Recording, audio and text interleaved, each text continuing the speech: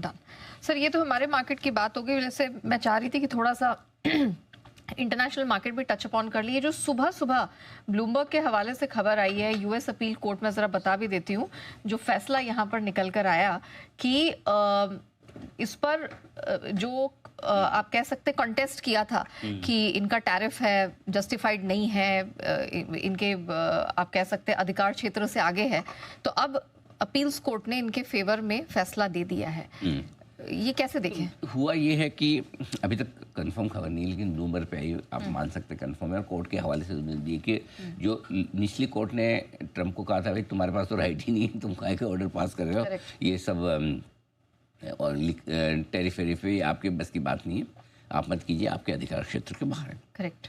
उन्होंने appeal court में गए, अपील कोर्ट ने कहा कि नहीं कर सकते हो भाई, आप राष्ट्रपति है, आपके पास पावर है। अब उन्होंने निचली अदालत का जो आदेश था उस पर रोक लगा दी है। अब अगली सुनवाई कब? 31 जुलाई। हाँ जी। वाह, मजा आ गया मेरे को। अमेरिका में भी सेम सिस्टम है, मिलती है तारीख पे तारीख है। और 31 जुलाई की तारीख बहुत ही बढ़िया है। क्यों?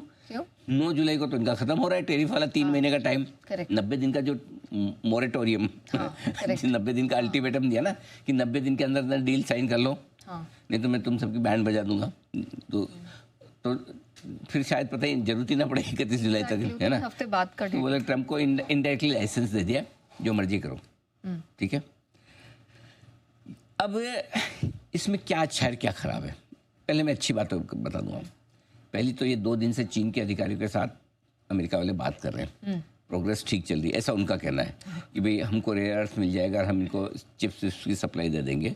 दोनों आपस में, दोनों की कहाँ नस दबी हुई है, अमेरिका की नस दबी हुई है रेयर अर्थ में, चीन की नस दबी हुई है टेक्नोलॉजी और चिप्स में, है ना। तो दोनों को कुछ ना कुछ चाहिए, दोनों का एक दूसरे के बगैर काम चल नहीं रहा, ठीक है।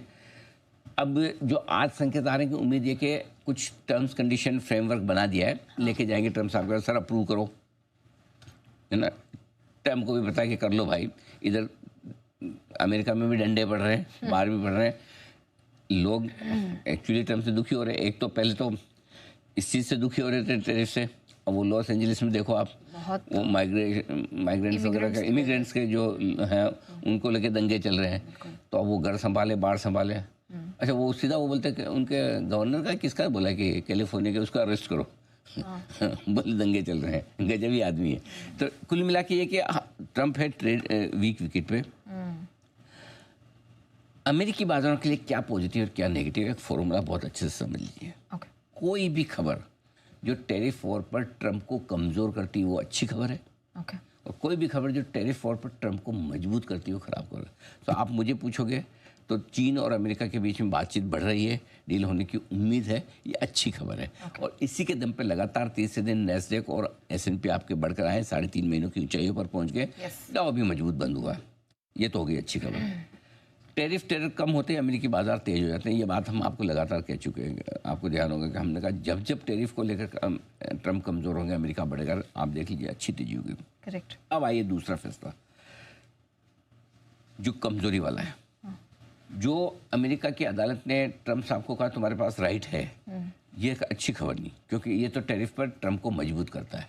तो कायदे से इसमें नेगेटिव रिएक्शन आना चाहिए। और आज डाउ फ्यूचर्स आप देखिए 100 नीचे है ना, वो इसी वजह से नीचे, क्योंकि ये जो खबर है ये कल मार्केट आवर्स की नहीं है अमेरिका में, आज सुबह अर्ली मॉर्निंग अपनी अर्ली मॉर्निंग वहाँ लेट नाइट की है, तो इस पर अमेरिकी बाजार आज रिएक्शन देंगे।